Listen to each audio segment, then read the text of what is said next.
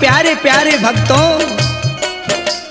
एक दुखिया अपने घर पे बैठे उस श्री श्री 1008 निरंजन नाथ को याद करती है कि बाबा वो दिन कब आएगा जब आप मुझे अपने दरबार में बुलाओगे मेरे बाबा।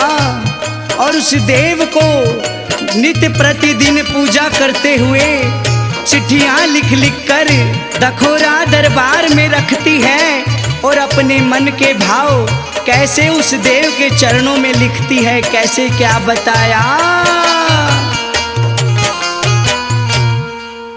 बोलिए साचे दरबार की हो। तन है चिट्ठियां लिख लिख हारी, हो तन है चिट्ठियां लिख लिख हारी। हो कब दर्द सुनोगे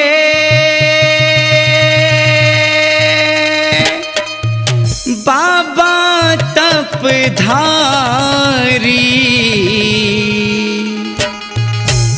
हो तन है चिट्ठियां लिख लिख हारी, हो तन चिट्ठियां लिख लिख हारी, तन चिट्ठियां लिख लिख हारी, तन चिट्ठियां लिख लिख हारी, तन चिट्ठियां लिख लिख हारी। हो कद दर्द सुनोगे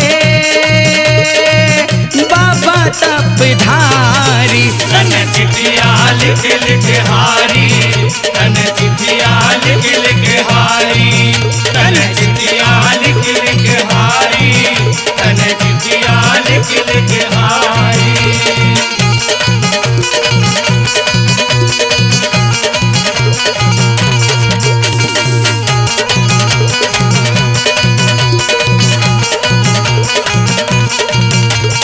धाम गिरा सरी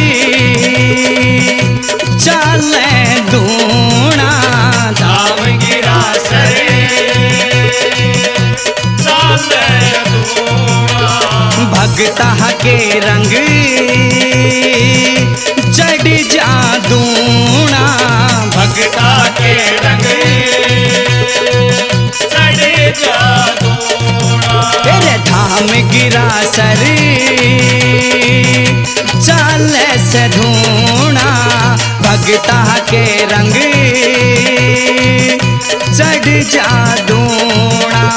मंदिर थारा बन रहा सोना, मंदिर तारा बन रहा सोना। शिव शंकर अवतारी।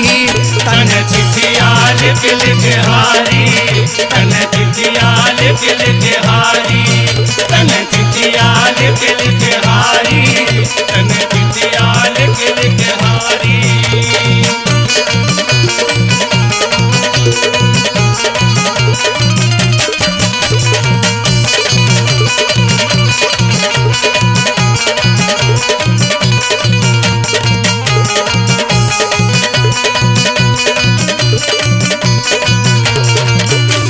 भीतर ले थारा पर काश दिखा से, भीतर ले थारा परे काश दिखा से।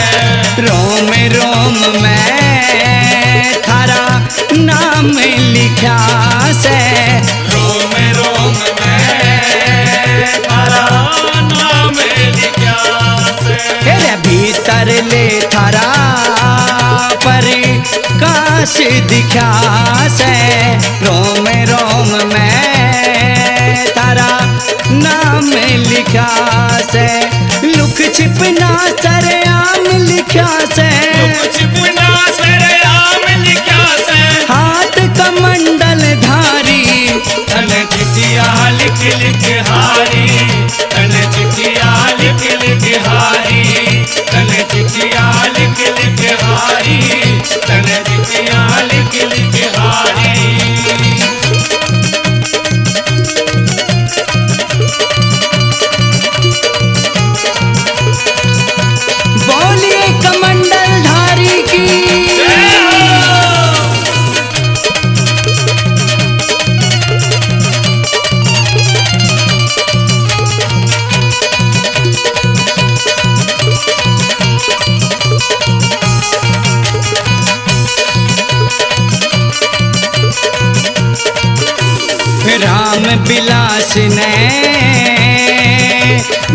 गया ठिकाना।